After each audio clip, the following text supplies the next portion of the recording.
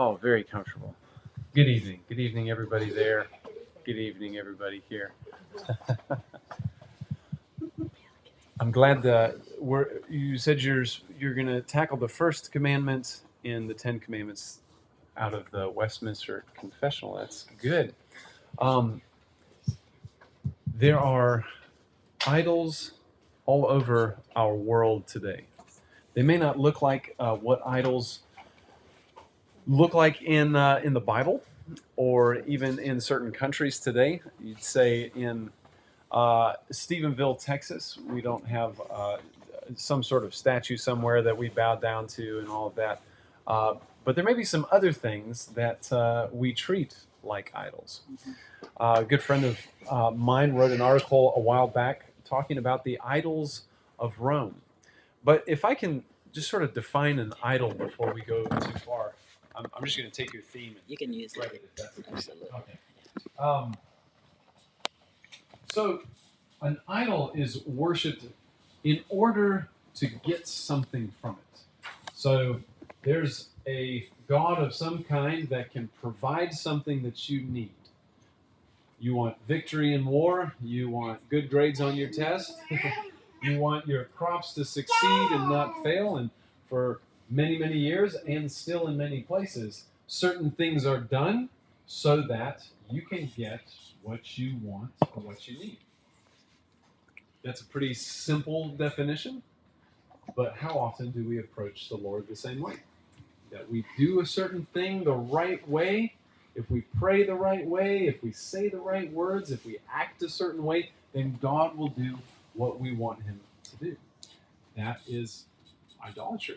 That's the first commandment of the Ten Commandments there. You shall have no other gods before me. Yes. So in Rome, here are some of the idols of Rome, and this is a friend of mine who wrote an article. There are 4 idols in particular. One of them is the Roman Empire, right? So, you imagine this is your history of being Roman, that your ancestors ruled the world. That's pretty significant. And in some ways, they still stand on that. That we were once the greatest in the world. We gave the world the concept of senates and the way structures of government and architecture and all of these things. That's one way. Another idol is the Catholic Church. We have the largest, if not the religion in the world. And this is its headquarters. And we are part of this massive church. The second one is, if I remember right, it's called the Palazzo.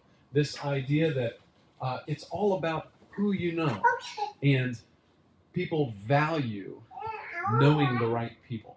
You have a certain name or you have certain connections. You're a person that can get things done because you know people. That is a strong idol. Now, the fourth one is probably the one that maybe most of us can relate to when we think about Rome, is the dolce vita. Have you ever heard of this term, the dolce vita? It means the sweet life. Rome and much of Italy is a beautiful country. It's a wonderful place to visit.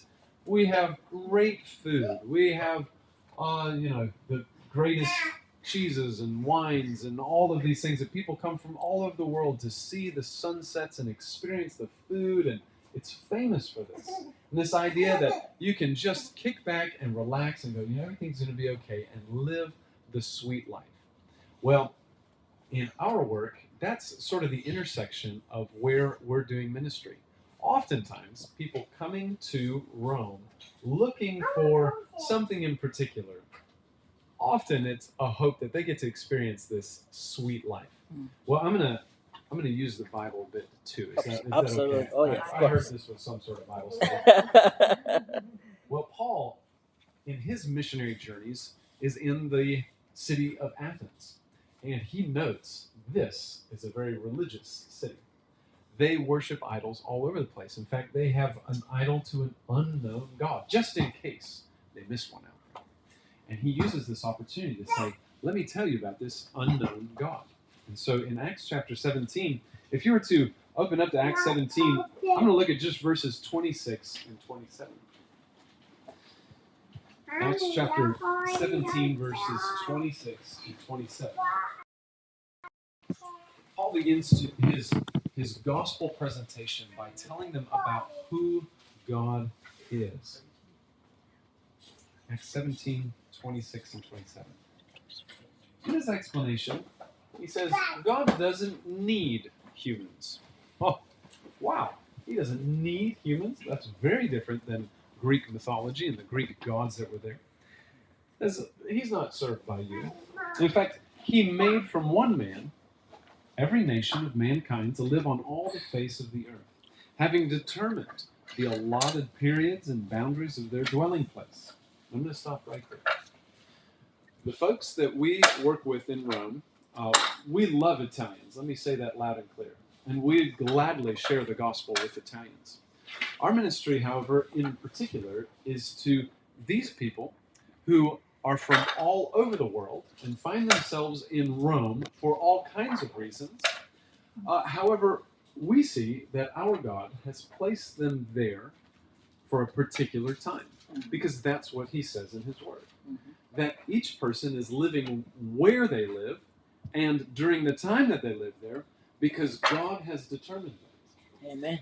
My wife and I grew up on the mission field. We have lived in many different places. In fact, by the time I turned 30, I had lived in as many places as the years I was old.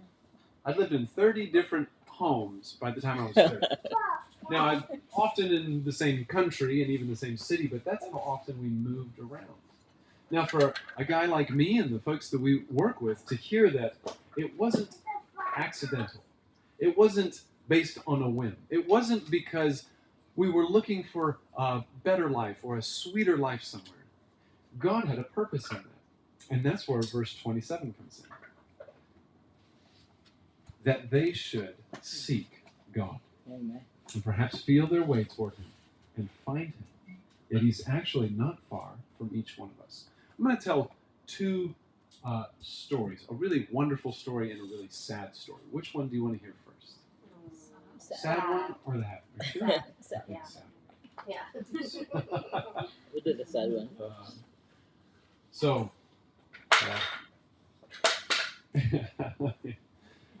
So recently we had, this is just one example of many situations that come to us as a church.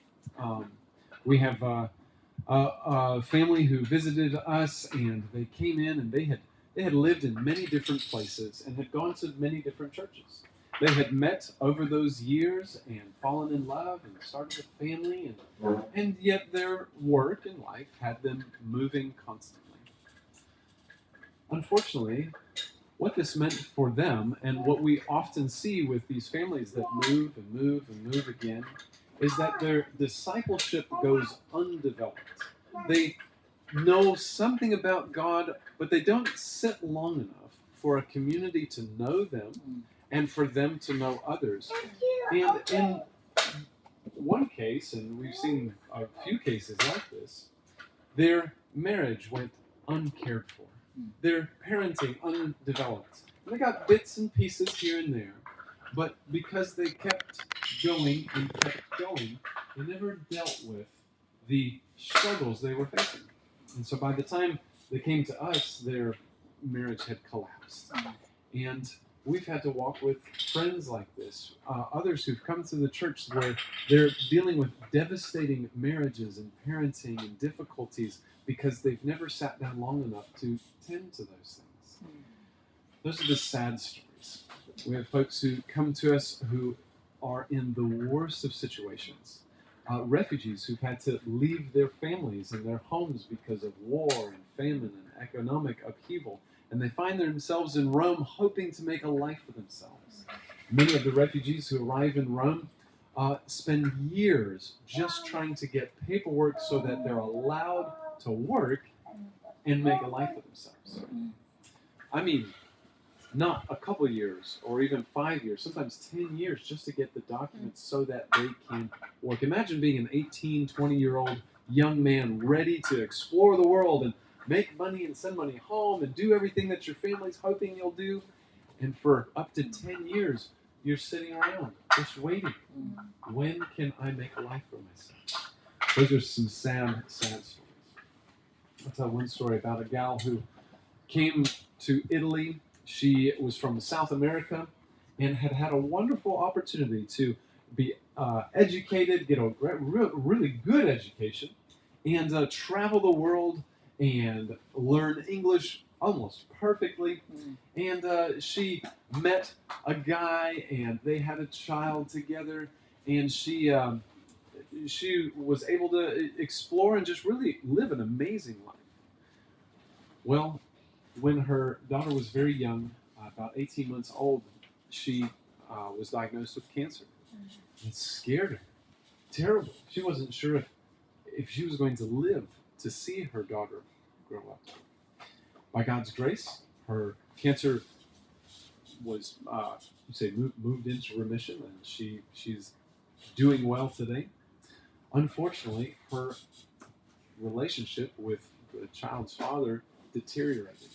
And the best course of action for them was to come to Italy and work through this through the court systems in Italy, because the guy that she had had her daughter with was Italian. She came to Italy angry and broken, saying, "God, I've done all these good things. Maybe not all good things, but not that bad. How could these things be happening to me?" You can hear how the idolatrous thinking. I've done all of this. You should give me good things. And when Alaina and I met this gal, we met her daughter and actually her sister in a park nearby, and we befriended them. They spoke English, we spoke English, and as we got to know them, we said, my wife grew up in Venezuela, and they were from Venezuela, and so they started making Venezuelan food together, which, if you haven't had Venezuelan food, is fantastic. As we got to know them, we would have gospel conversations about the love of God, His grace, and His goodness towards you, and this gal would just run away. She'd always find a reason to stand up and leave. And one day, we were standing in front of the gate to our house, and she came to, I can't remember if Alaina and I were both standing there, but she was just in tears. She had hit the bottom and said, "I think I'm ready to start reading the Bible with you. Would that be okay?" And we said, "Absolutely. We would love to read the scriptures with you." And where else would you begin in the Word of God, being missionaries in Rome, but in Romans? Seemed like a great place to begin. As we're reading through Romans 1, 2, and 3, she begins to, after a few meetings, she says, "How can I be saved from the wrath of God?" Wow. That's a great question. Yes. I love that question. Yeah. Because the answer is right there. In Romans chapter 1, verse 16, it says that I'm not ashamed of the gospel, because the gospel is the power of God to save both Jews and Gentiles. And what that means is everybody. The gospel's able to save everyone. And so there in our home, she professed faith in the Lord, and we had the joy of baptizing her not too long ago. That's a good story. That's a wonderful story. We have seen very few of those stories. Unfortunately, Rome is a tough city to live in. I mentioned 4 of those idols. There are many idols. Even though it's a European country, I was telling Pastor Fletcher there that we say it's a third world country pretending to be a first world country. There are some things that are really great. We have Amazon. We have Lamborghinis. Not personally. There's some really cool things about Italy. Wonderful food and places. But functionally, life is really difficult to live in Rome. And we find this across the board. It's not just Americans who move there. It seems like everyone who comes finds it very difficult to live. A lot of that has to do with the isolation and loneliness that I think the enemy uses in the lives of particularly foreigners who are living in a city that is very proud of its heritage. The people are very proud of their cultural identity, and they don't want to let that go. And so they see foreigners often as a threat to their culture and their way of doing things. And so our people quickly feel very isolated and left out, if not outright rejected. So in 2016, 17, my wife and I went to Rome to not only share the gospel, but to continue planting a church called Rome International Church. And this church has been through some really difficult years. Our first 4 years were highly, highly challenging. By God's grace, for us, COVID was a wonderful thing.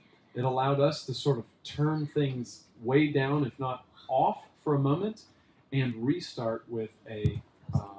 Let's see. I think they're in my pocket. There they are. Thanks, Roy.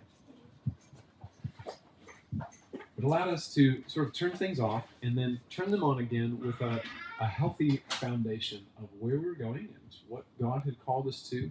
And we'd had 4 years of maybe just doing it the wrong way for 4 years, learning a lot of lessons and trusting in the Lord's provision for us in many, many ways. And so for the last 3 years, we've seen a wonderful and thriving church of about anywhere from 60 to 70 people on average, but we're growing, which is amazing to see. The average evangelical gospel preaching church in Rome, if not Italy, is about 50 people. There are some really large, charismatic, kind of Yahoo crazy churches that get a little wild, but there's not a lot of gospel preaching going on.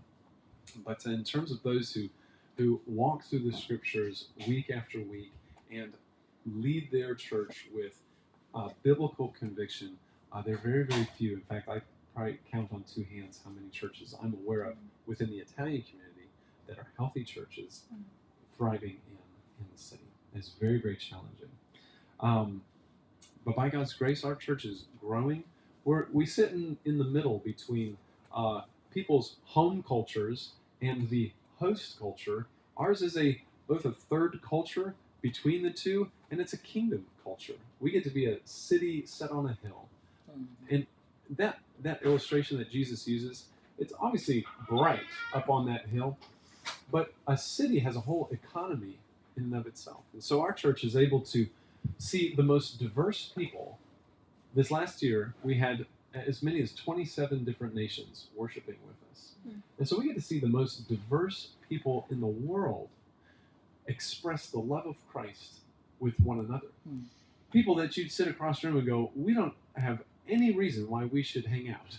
Yeah. Except that we know and love Jesus. And that gives us every reason to hang out. Because I'm lonely.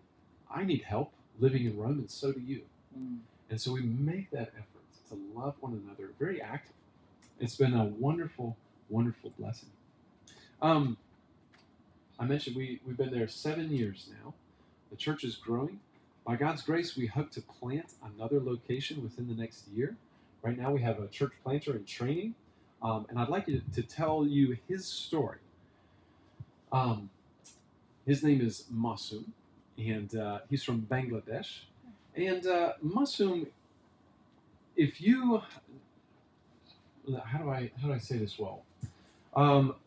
If you had met him a few years ago, you would have met a Muslim of Muslims. Paul describes himself as a Hebrew of Hebrews. Masum is a Muslim of Muslims. His father, his job was to take people. It continues to be taking people on pilgrimage to Mecca, as every good Muslim is supposed to do. That's what his father did, and would also train other imams. He was an imam, a leader in a Muslim community. And Masum had the opportunity to go to London to study, and he got his studies done and said, I think I'd rather stay in Europe. And so he found a way into Germany, where he came in as a refugee. And as a refugee, he got his paperwork, he got a job, and he was making a life for himself. Until one day, these local German missionaries came around, and his friends said, watch out. Just avoid them. All they want to talk about is Jesus, and they want you to read that Bible of theirs. And so he said, gotcha, I will avoid them. Well, to make a long story short, he couldn't avoid them forever. They found him, they gave him a Bible, he ended up reading it, and over time came to faith in Jesus. It was a wonderful story. he tells the story of being invited to a baptism ceremony at a lake, and no one had explained to him what this was, and they all stood around as this young person went out in the lake, and they dumped him under the water, and everybody clapped, and he said, "I bathe every day, and no one claps for me." And little did he know, just a few months later, it would be him out in that water. Well, not long after Masum had come to faith, he wakes up one morning in his apartment, surrounded by the police, and they say, "You're being arrested," and they put handcuffs on him, and they said, "You're being sent to Rome." Masum said, "I've never been to Rome. Why am I going to Rome? Why am I being arrested?" No answers. They put him on a plane in handcuffs, and when he arrived, they said, "There will be police waiting for you on the other side of customs, and they will take you into custody." He goes through customs. They took the handcuffs off and sent him through customs, and on the other side, no police. What would you do? Just keep walking. Just keep walking. You call the police and say, "Here I am. I've arrived. I've arrived. I hear you're expecting me." He had just a few euros in his pocket, enough to get into the city, enough to get a calling card or something, to call his friends back in Germany and say, "I don't know what's going on, but could you put some money on my ATM card," which thankfully he was able to have with him. And from there, he began to make a new life for him.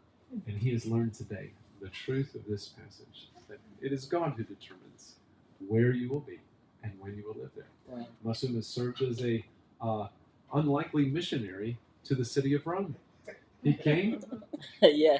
He lived in a Bible school for a little while until he was able to get his feet under him and his paperwork started. And today he is running a ministry called Centro Agape, or Center, Agape Center. And he works with migrants and refugees just like him. He knows not only the experience of being a refugee and the unpredictability of that, but he also knows the experience of a lot of these refugees coming from Muslim countries. He can relate to them on a level that I never will be able to.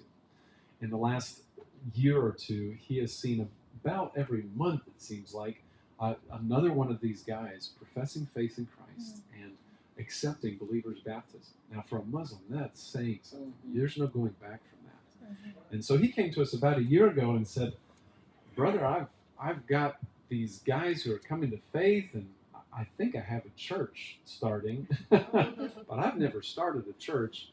Would you help me figure this out?" And I said, "Sure. I don't know how to start a church either, but let's figure this out together." So he's been doing an internship with us, or a residency program, over the last year of equipping and conversations and thinking through how do we move from a group of increasing disciples into being a church, and what does that mean? So, Lord willing, within the next year, he'll be planting a church out of Rome International Church down in city center, where most of these refugees are at. It'll be in. We operate in English because we say English is the tool God's given us to reach across cultures with the gospel. We speak Italian also because we don't get anything done unless we speak Italian. We do life in Italian, but in our home we speak English. But our services are in English, and we've actually recently had some Spanish speakers come, and we've been able to do some translation for them. Our hope eventually is that because we're preaching the gospel in this corner of Rome and nobody else is, we would be able to share that gospel Sunday after Sunday in Italian as well. So something to pray for. I'm going to stop right there. There's a couple other stories I'd like to tell, but I wanted to see if there's any questions or comments or anything. Maybe my wife can tell me things I forgot to say. So, she's very Yeah. Sorry the kids disappeared on you guys. They wanted to say bye, but one of our kids had a bad headache. Oh no. And my mom came to get them, and she said, "Well, I might as well get all of them." I'm like, "Okay." So, but they didn't mean to disappear on you guys. That's alright. That's alright.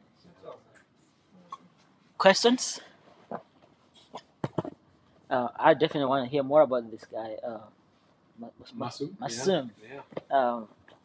And hopefully meet him someday. Yeah. No, I wish he could come and just travel with us. I know. He Yeah, and I have become yeah. great friends, and he tells some great stories. What was it like being?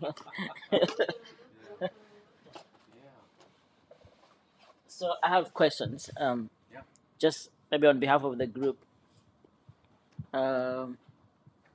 First, like, what are some of the areas we, as a church like us, could help you in the work you're doing, partner with you? What are some of the key areas? Yeah. Well, first and foremost, I was told years ago you can never have too many friends in ministry. Ministry can be a very lonely thing. And even though we are support-based missionaries who raise support in the U.S., when you're several, tens of thousands of miles away, it can feel like you are a long ways out there and very alone. And so anytime we get to meet people face to face and develop a friendship and then hear from you that you're praying for us, you thought of us, or we prayed for you in your Bible study, that is incredibly encouraging to hear. When somebody says, "Hey, I'd like to know how I can pray for you these days," man, we want to hear that. That's incredible encouragement. I think I'm going to forget. It might have been Spurgeon who said, "Nothing happens without prayer. Nothing happens without prayer." Absolutely. And so we can not have too few people praying and friends who are a part of this. And so that's why we're here, to make some friends. Yeah. Well, we're glad you're here. Yeah. We're glad you're here. Obviously, through giving is always a wonderful way. We, as I mentioned, we're support based, and as I mentioned, we're not from the U.S. And so even for us coming to the U.S. and sharing about our ministry, we see family, but we're not really from here. And so having folks who can even relate to that or even try to relate to it is really helpful. So over the years, as we're further and further out there and there's more time that passes, we feel the disconnect over time, if that makes sense. We've been there 7 years, and we've been able to visit a few times for a short amount of time, but we start to feel the distance. And so whatever we can do to kind of shorten that feeling, like, okay, we have some kindred spirits. Yeah. And then obviously giving is helpful because I think it was R.C. Sproul said, how much ministry can you do with $100? $100 of ministry. That's how much. Exactly. Exactly. So Yeah. Whatever we have to work with. Yeah. the Lord Yeah. bless. Awesome. Yeah. And then you did ask about sending teams Yes. as well. And so that is absolutely something that we can talk about.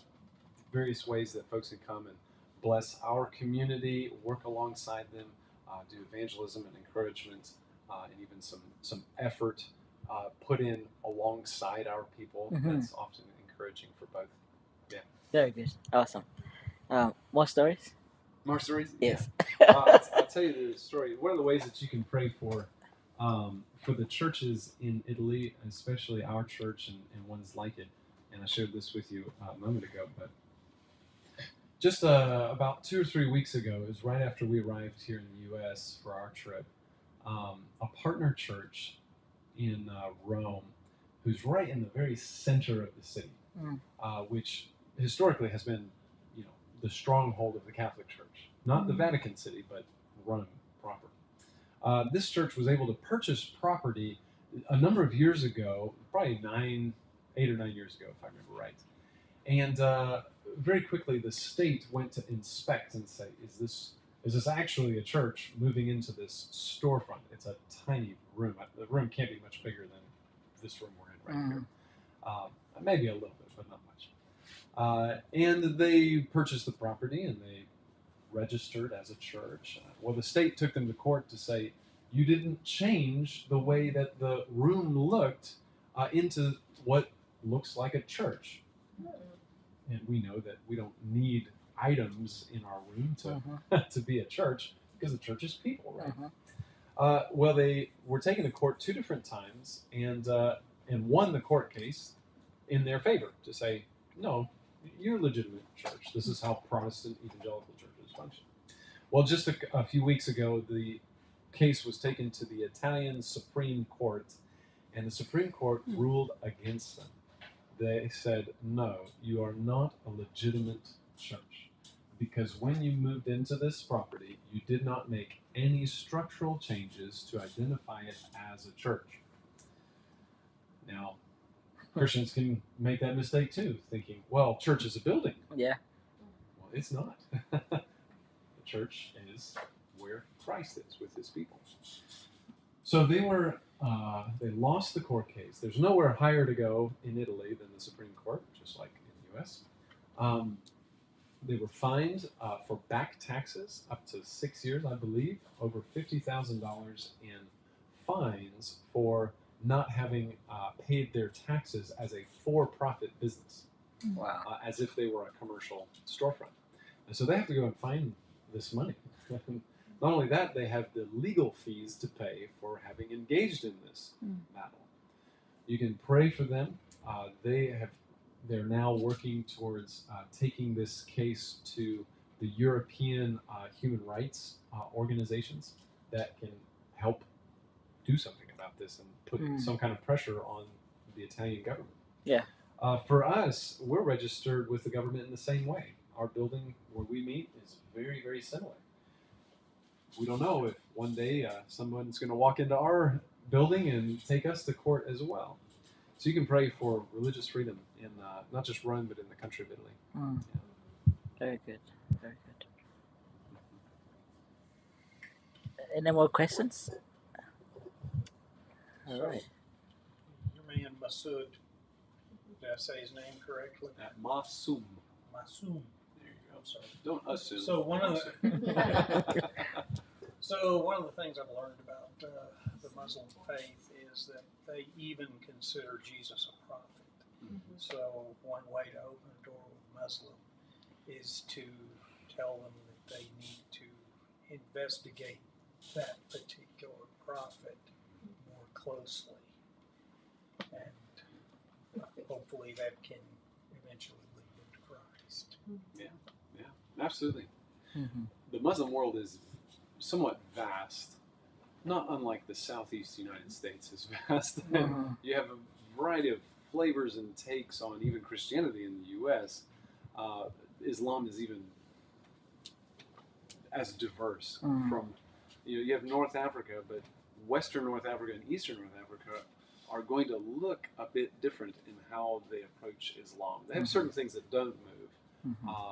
And at the same time, the Lord is working in different people's lives at different times and in different ways. And more often than not, simply using their real life moment, especially these guys who are not in their home context. We found whether you're Muslim, Hindu, maybe purportedly Catholic, or just nothing, when you've moved from your familiar home to your unfamiliar host country, the Lord uses that to open the heart a bit. Because what happens is the idols you depended on back home, you didn't even realize you were depending on them. When you move, those idols get removed, or you see that they're not working the way that they used to. And there's a sensitivity that happens in people's hearts to go, maybe there's something else out there. Maybe there is a God. Maybe this is the way that I can be happy and find a satisfaction. And so, yeah, I appreciate that. That is absolutely one method for reaching Muslims. Yeah. Well, thank you, brother, for sharing with us. Is there anything else, Alaina? Maybe you want to share that? Maybe. So you can tell about maybe a little bit just about our family life. I've talked about ministry. Yeah. And the reality is, Alaina's the real missionary. No. She sits at home with ladies in our living room, doing a great job with them. Yeah. So my day-to-day, what I get to be involved with is with our 4 kids. I homeschool them. And so we get to read all kinds of neat stories about missionaries and history of the world, and geography, and study the places. And then living in Rome, sometimes we read something and we're like, oh, that's right down the road, let's go. So that's kind of neat. So I get to do that. But then either during nap time or in the evenings, we'll have people over to our house, and not unlike this, where we just open our home and we invite people in. We have young adults on Tuesday nights.